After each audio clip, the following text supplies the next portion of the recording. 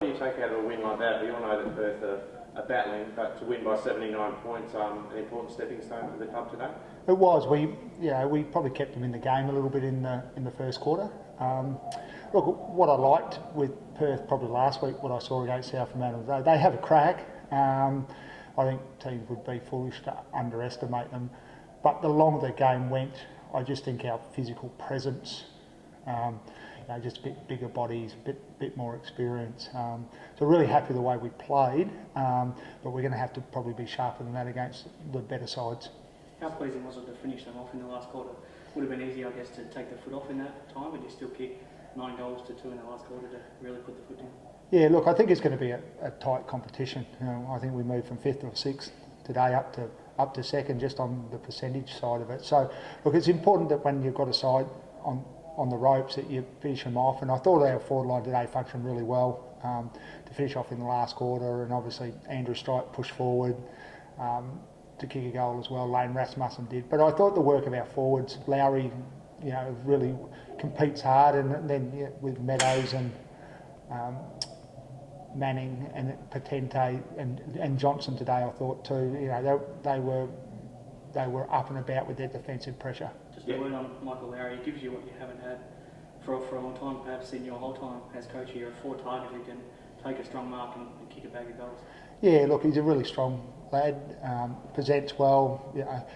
Early indications are that he's straightening us up. I guess what we've got to be aware of is that some sides might not know a lot about him. I'm sure if he keeps kicking goals like he did last week, he kicked 4, 6 this week, I think, and probably go South Fremantle should have kicked 3 or 4, just didn't quite glove a couple.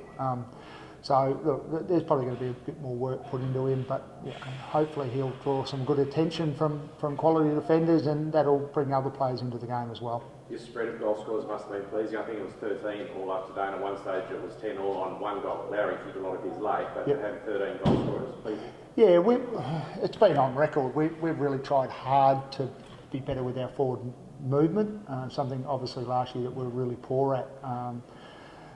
Indications are that we've got better every week. We're playing, Meadows hasn't played a lot of footy, Johnson hasn't played a lot of footy, Lowry new to the system.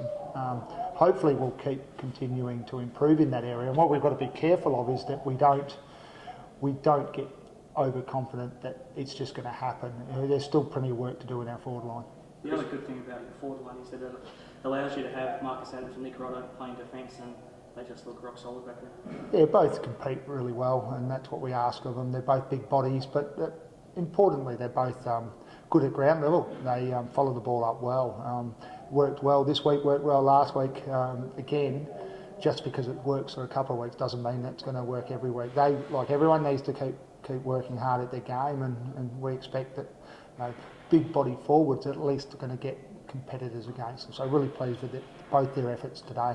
Christian back to his best form. I think he had 50 hit-outs, and against 3 tall Perth players in Power, Latch and Ed, so had a terrific game. Yeah, I think from the outside, Chris is probably not valued as highly as we value him. It allows us to pretty much go into most games since I've been here with a 1 ruckman policy and try and scrap and bite with a makeshift ruckman, and Drew Rowe did that reasonably well today. Probably that's the downside of pushing both Rodder and Adams back, that we don't have that genuine forward who can go pinch it in the ruck. So that's something that we need to work at. But Chris was outstanding today with his effort, and that followed up from last week. He got 2 significant corks in his butt cheek, and he was able to at least compete. So look, he's a highly valued player here, and he really helps us set up around the stoppages. And just a word on Aidan Lynch, who was on debut today. He didn't look out of place. I think he slotted in between 25 and 30, and part of that productive West Perth midfield. Yeah, look, I thought early he was slightly off the pace. He looked really nervous before the game. Sometimes you don't really want to make a point of that, but he looked like he was really nervous. So it took a while to settle. 2 or 3 probably ball handling errors, which are a strength of his. Second half, we actually pushed him to Tropiano in the 3rd quarter, and I thought it was an interesting battle. Both were hard at the ball, and I think Lynchy had 11 or 12 third quarter playing directly against Tropiano with 8 or 9, and I think Lynch ended up with 7 or 8 clearances in the third quarter alone. So look, we think there's a big future for Lynchy. But as I've said before, he needs to build on that, not think that that's, that doesn't mean he's made it as a league footballer. There's plenty of work for him and us to continue to do. Nice to win a milestone game, because you haven't had a good habit of doing that the last couple of years. No, it's been an interesting one. We don't keep exact records of it, but it feels as though it goes that way. Look, you don't want to make a fuss of that, but you also want to reward the players who have been around. And if you make a big fuss of Andrew Strike's 150th, then maybe Chris Coonan last week feels a little cheated that we didn't do the same. So look, or in round one, our intensity and effort around the ball in the last 2 weeks have improved significantly. I don't think that's directly related to Andrew playing his 150th game, but I'm sure he's pretty happy that we won. Looking forward to playing Subiaco next week? Yeah, really good opportunity for us to test ourselves against. Yeah, I still think one of the best, if not the best side in the competition. Obviously, they weren't great yesterday against East Perth. East Perth were fantastic.